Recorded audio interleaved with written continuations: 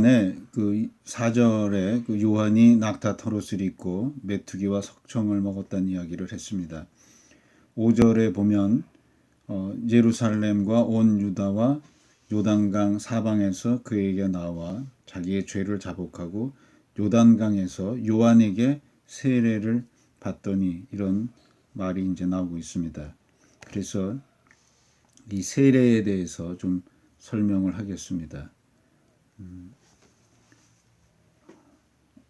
우리가 오늘날 받는 세례의 형식은 이때 받는 세례의 형식하고는 조금은 같지가 않습니다. 오늘날은 머리에 물을 조금 묻히는 정도의 세례를 받는데, 그것은 주후 한 10세기, 11세기경 유럽의 추운 지역으로부터 시작이 돼서 이제 그 간편하기 때문에 다 이제 퍼져나가서 오늘날 우리 개신교는 그런 방식으로 주고 있고, 이제 개신교 중에 침례교만, 침례라 그래서 이제 물에 들어갔다 나오는 그런 침례를 받고 있습니다. 뭐 이렇게 형식도 뭐 이렇게 무시할 수 없는 것이지만 그 의미를 안다면은 뭐 크게 문제가 없을 것 같습니다. 이 세례라는 것들이 세례 요한에 의해서 시작된 겁니다. 그러니까 세례 요한이라는 사람의 위치는 이제 구약의 그 시대와 그 다음에 신약의 시대 요 중간에 위치한 것이 이제 세례 요한의 그 이제 위치라고 볼 수가 있는데, 그 이전에 그 종교적 의식으로서 물로 몸을 깨끗이 하는 것이 없었냐? 그러면은 이제 그렇지는 않다, 이렇게 말을 할 수가 있습니다. 이방인이 이제 유대교로 들어올 때 온몸을 이제 씻고 그렇게 들어온다든지, 그 다음에 뭐 그 식사하기 전에 뭐 손을 쓸 때, 이건 위생적인 의미에서 손을 씻는 거 아닙니다. 이건 종교적 의미에서 정결케 하기 위해서 손을 씻는 거라든지, 그 다음에 그 에세네파라는 이제 유대교의 한 파는 우리를 정결케 한다라는 의미에서 온몸을 이제 물로 씻는 것들을 어떤 정기적으로 여러 번 행한 것으로 되어 있습니다. 그런데 이제 그 세례 요한의 경우는 다른 것이 있는데, 그 자기 스스로 몸을 씻는 것이 아니라 세례가 다른 사람에 의해서 베풀어진다라는 것입니다. 그래서 이거는 요한이 이제 시작한 것으로 보여지지만, 요한의 말에 의하면은 이것은 하나님의 명령에 의해서 자기가 그렇게 한 것이다, 그런 것들을 분명히 하고 있습니다. 요한복음 1장 33절을 보면은 나도 그를 알지 못하였으나, 이 그라는 거는 이제 예수 그리스도를 말하는 것입니다. 나를 보내어 물로 세례를 주라 하신 그이가, 그이는 하나님이 말하는 거고, 나에게 말씀하시되, 뭐 이런 말을 하고 있습니다. 그러니까 세례 요한이 처음 시작한 것이지만, 세례 요한은 하나님의 명령을 듣고 그런 세례 의식을 시작했다라는 것입니다. 아까 이제 요한이 구약 시대에 이제 끝이고 새로운 신약 시대에 이제 중간에 쓴 인물이라 그랬는데, 이 죄를 자기가 인식해서 이거를 해결해야겠다 그랬을 때 제사적인 의미로 본다면은 제물을 가지고 가서 제사장 앞에 그 속죄제 또는 속건제를 드려야 되는 것이지, 세례를 받는 것은 진짜 구약에는 없습니다. 그러니까 세례라는 것들이 두 가지 의미를 지니고 있다고 볼 수 있는데, 하나는 죄로부터 씻김을 받는다, 깨끗하게 한다라는 의미와 함께 온 몸이 물속에 완전히 잠겼다가 이게 죽었다가 다시금 깨끗하게 돼서 새 사람이 돼서 이제 일어난다, 나온다 그런 의미로 본다면은 이 세례는 되풀이되는 것이 아닙니다. 그 성례전이라고도 이제 나중에 신학적으로 말을 하는데 성례전은 보이지 않는 영적인 어떤 것들을 보이는 형태로 나타나는 의식을 행하는 것입니다. 그러니까 내면에 깨끗하게 되고 새롭게 됐다. 요거를 단지 그냥 그 개념으로 뭐 말하거나 생각하는 것이 아니라 실제의 어떤 육체와 물질적으로 그것을 의식적으로 행하는 것, 이런 것들을 성례전이라고 말을 할 수 있는데 이제 세례가 나중에 개신교의 성례전으로 완전히 이제 고착이 됩니다. 요한이 많은 이 바리새인과 그 사두개인들이 이제 자기에게 오는 걸 봤다 그러는데 이 사람들이 꼭 세례를 받으려고 왔다라는 의미로 보여지기보다는 세례 베푸는 대로, 세례 베푸는 있는 장소로 이제 왔다, 이런 의미로 보여집니다. 이것은 지금 많은 사람들이 거기 가서 영향을 받으니까 이게 도대체 무슨 일인가 보러 온 것 같습니다. 그리고 여기 바리새인과 사두개인이라는 용어는 이제 구약에는 나오지 않고 이제 그 신약에 갑자기 등장하는 것처럼 되어져 있는데 그 구약과 신약 요 중간에 빈 시대가 400년 기간인데 이 중간 시대의 어떤 배경하에서 생겨난 유대교의 한 집단들입니다. 바리새인은 율법의 그 준수를 굉장히 철저하게 생각을 하고 그런 걸로 말미암아 하나님의 도움으로 유대 왕국을 다시 세우기를 원하는 그런 그 어떻게 보면 이제 민족주의와 그 율법 준수를 같이 생각하는 집단들이고 사두개인은 그 제사장 집단과 이제 그 지배계층 귀족들 부유한 사람들이 이제 모여서 그 만들어진 이제 당파 같은 것인데 그 사람들은 그 로마의 정권에 충성하는 사람들입니다. 근데 요한이 이제 그 사람들, 이 두 사람들은 이제 서로 사이도 좋지도 않고 서로 경향도 다른 사람들입니다. 뭐 둘이서 같이 손잡고 온 거 아니고 그냥 각각 온 것 같은데 이제 자기네들 생각에 자기네가 유대 사회를 이끌어가는 사람들이기 때문에 유대 내에서 일어나는 일이 뭔지 이제 보러 온 것 같습니다.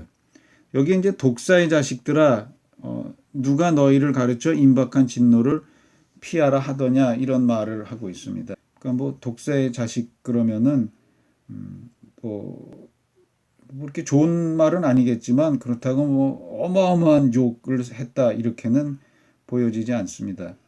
이거를 우리 개념으로 읽으면은 이제 독사라는 그 자체도 아주 되게 기분 나쁘고 그러니까 독사의 자식 그러면 저 우리나라 사람들은 다 독사를 살모사로 생각하고 살모사는 자기 어머니를 뭐 저 이렇게 먹고선 이제 크는 걸로 생각 때문에 독사의 자식이면 이중적으로 좀 나쁜 거기 때문에 어마어마한 이제 말로 생각을 하는데 뭐 이집트나 중동 지역 그 신상들이나 뭐 그런 그 전설들 뭐 이렇게 보면은 이 뱀이라는 존재는 이 지혜라는 거하고 상관이 있습니다. 굉장히 그 지혜를 대표하는 그러한 동물로 되어 있습니다.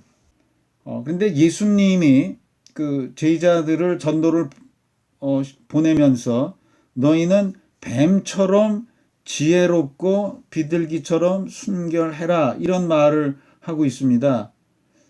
그걸 우리 개념으로 이제 보면은 뭐 이렇게 뱀처럼이라는 게 또 별로 기분 좋은 말은 아닌데 또 거기 지혜라는 말이 이제 붙어 있으니까 우리가 그냥 그 말은 넘어갈 수가 있습니다.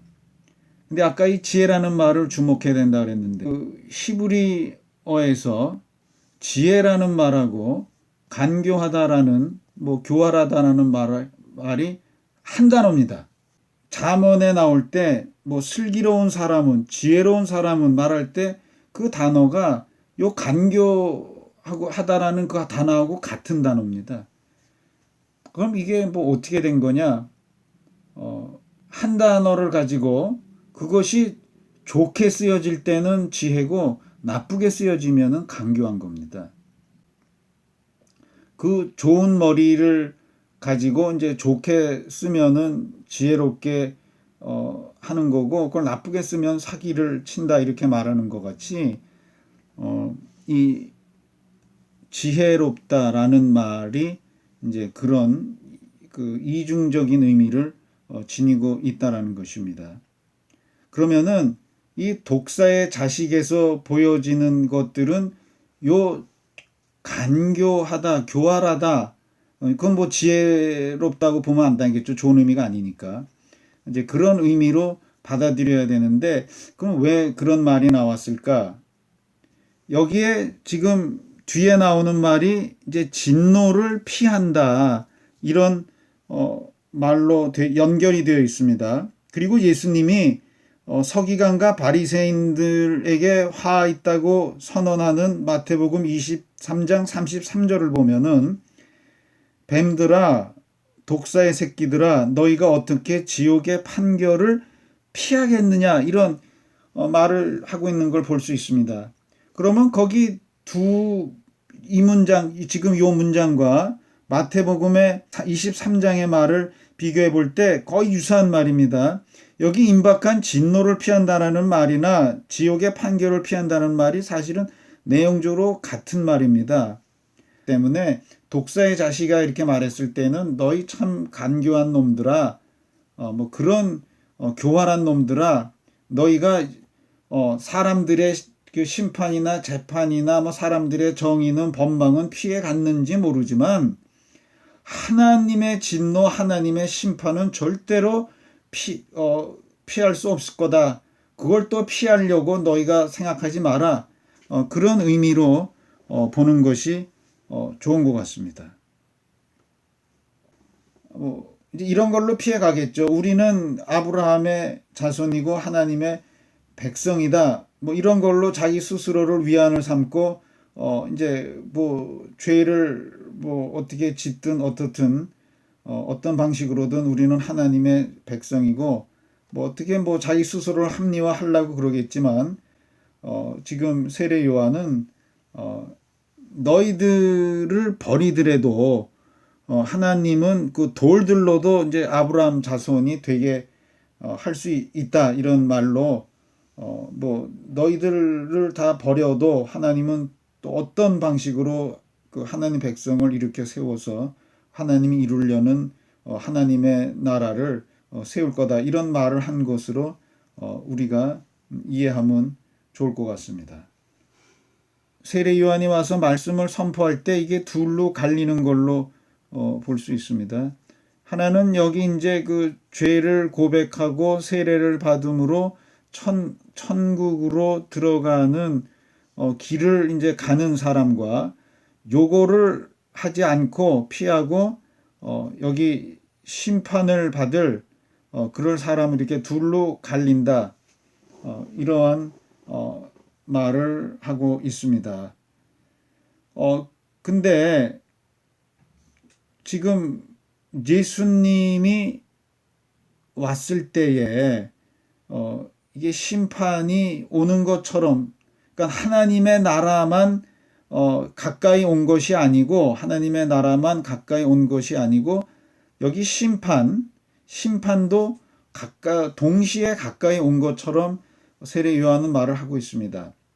이것은 지금 굉장히 이해하기가 쉽지 않은 내용인데, 요거는 어떤 그 영적인 그 영감으로 이해했을 때 이제 가깝다 그러는 것들은 거리상으로도 가깝다는 말도 되고 시기상으로도 가깝다는 말이 되는데,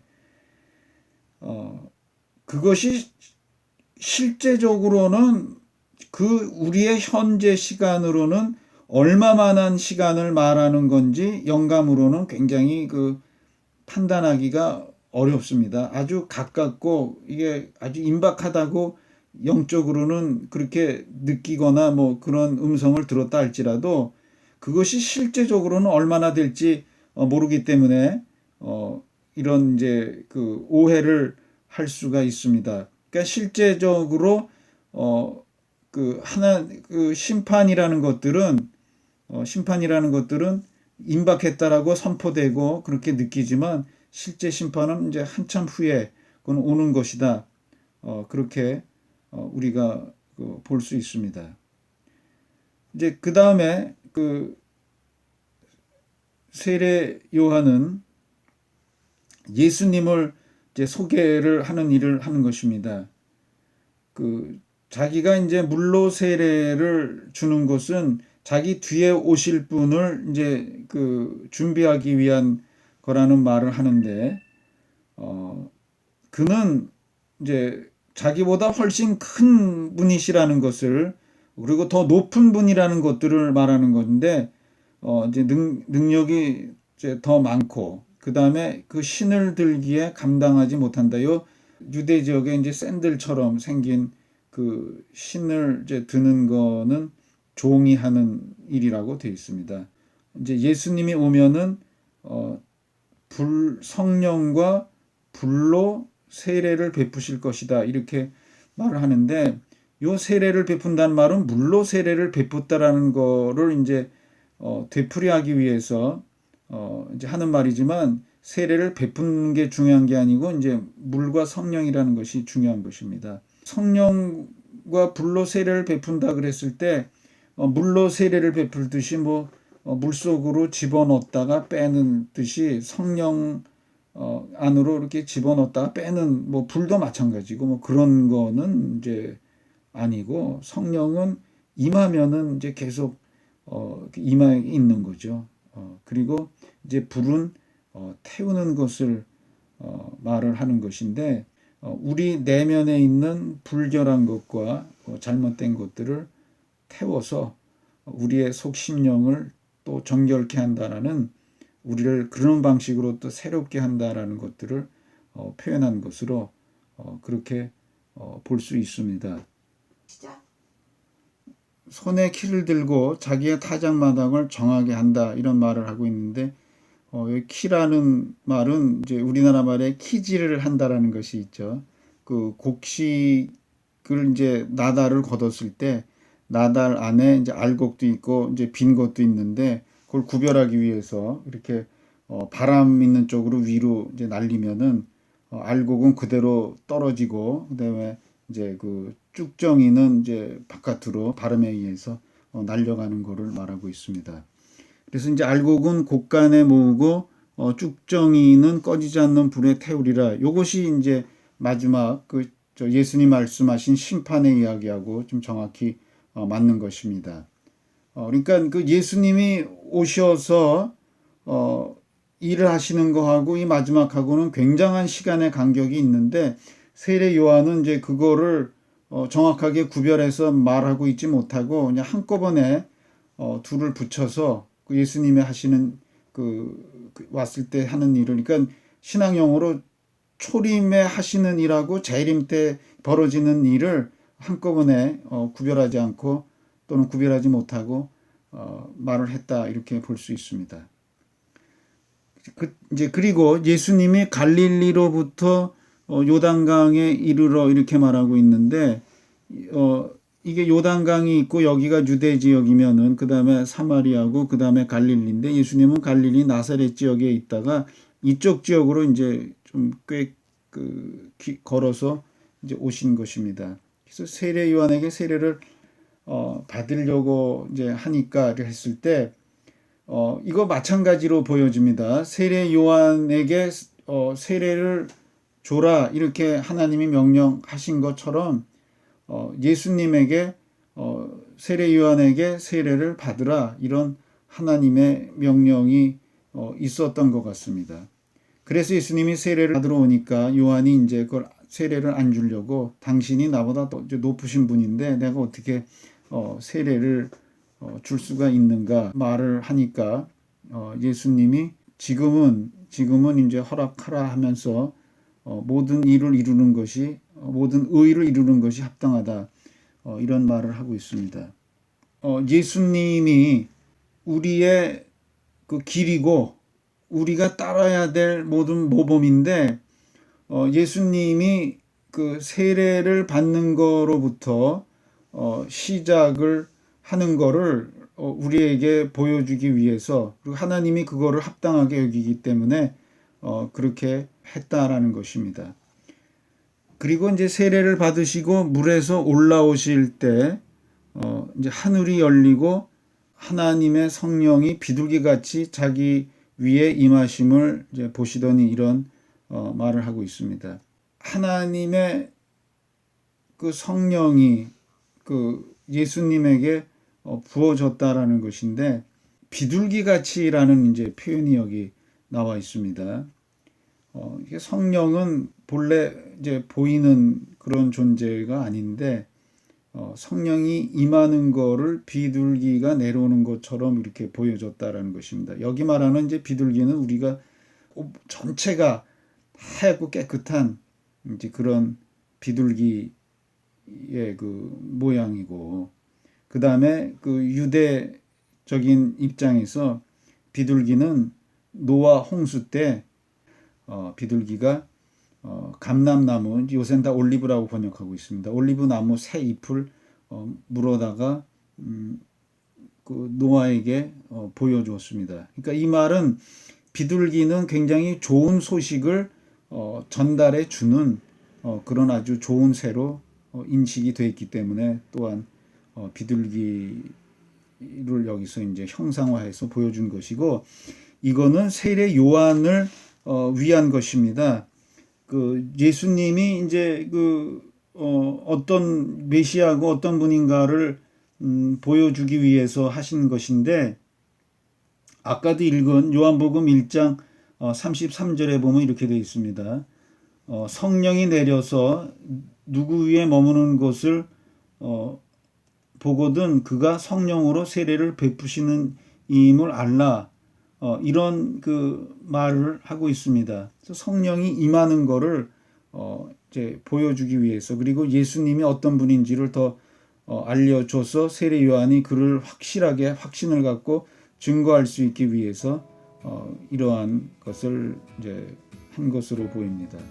그리고 이제 하늘로부터 말씀이 있어서 이는 내 사랑하는 아들이요 내 기뻐하는 자다.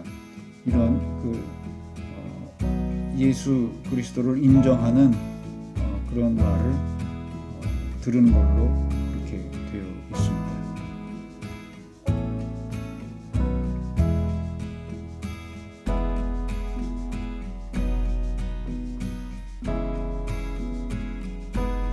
마태복음 3장. 그때 세례 요한이 이르러 유대 광야에서 전파하여 말하되 회개하라 천국이 가까워 왔느니라 하였으니, 그는 선지자 이사야를 통하여 말씀하신 자라. 일러스되 광야에 외치는 자의 소리가 있어 이르되 너희는 주의 길을 준비하라, 그가 오실 길을 곧게 하라 하였느니라. 이 요한은 낙타털 옷을 입고 허리에 가죽띠를 띠고 음식은 메뚜기와 석청이었더라. 이때에 예루살렘과 온 유대와 요단강 사방에서 다 그에게 나아 자기들의 죄를 자복하고 요단강에서 그에게 세례를 받더니, 요한이 많은 바리새인들과 사두개인들이 세례 베푸는 대로 오는 것을 보고 이르되 독사의 자식들아, 누가 너희를 가르쳐 임박한 진노를 피하라 하더냐. 그러므로 회개에 합당한 열매를 맺고 속으로 아브라함이 우리 조상이라 생각하지 말라. 내가 너희에게 이르노니 하나님이 능히 이 돌들로도 아브라함의 자손이 되게 하시리라. 이미 도끼가 나무 뿌리에 놓였으니 좋은 열매를 맺지 아니하는 나무마다 찍혀 불에 던지리라. 나는 너희로 회개하게 하기 위하여 물로 세례를 베풀거니와 내 뒤에 오시는 이는 나보다 능력이 많으시니 나는 그의 신을 들기도 감당하지 못하겠노라. 그는 성령과 불로 너희에게 세례를 베푸실 것이요 손에 키를 들고 자기의 타작마당을 정하게 하사 알곡은 모아 곳간에 들이고 쭉정이는 꺼지지 않는 불에 태우시리라. 밭. 이때 예수께서 갈릴리로부터 요단강에 이르러 요한에게 세례를 받으려 하시니 요한이 말려 이르되 내가 당신에게서 세례를 받아야 할 터인데 당신이 내게로 오시나이까. 예수께서 대답하여 이르시되 이제 허락하라. 우리가 이와 같이 하여 모든 의를 이루는 것이 합당하니라 하시니 이에 요한이 허락하는지라. 예수께서 세례를 받으시고 곧 물에서 올라오실새 하늘이 열리고 하나님의 성령이 비둘기같이 내려 자기 위에 임하심을 보시더니 하늘로부터 소리가 있어 말씀하시되 이는 내 사랑하는 아들이요 내 기뻐하는 자라 하시니라. 다르다는 얘기가 나오는데 그럼 그때 나올 때 얘기를 해보겠습니다. 여보, 그러면 바리새인하고 사두개인이 같이 왔다는 말이 굉장히 이상합니다. 이상한 말인데 이상한 내가 말이에요. 들을 때는 그땐 성경에 나와 예수님 죽일 때만 둘이 완근수인데 둘이 예수님 죽일 때 합쳐졌고 그땐 손잡았고 그런 거 같아. 지금 손잡고 온 거 같은 거 아니야. 손잡고 오지 아, 이건 않았어. 따로 따로 가까운 거야. 거야. 됐어. 그럼 이러다가 이제 그때는 같이 합쳤구나. 요건 이제 목적이 같으니까 요거는 지금 이 사람들이 지네가 그 사회 이제 그 지도층이니까 그 이끌어가니까 이거 지금 뭐 이상한 거 이제 나타난 거 아닌가 뭐 그런 걱정돼서 쫓아온 거구나. 걱정해서 쫓아온 거야. 각각.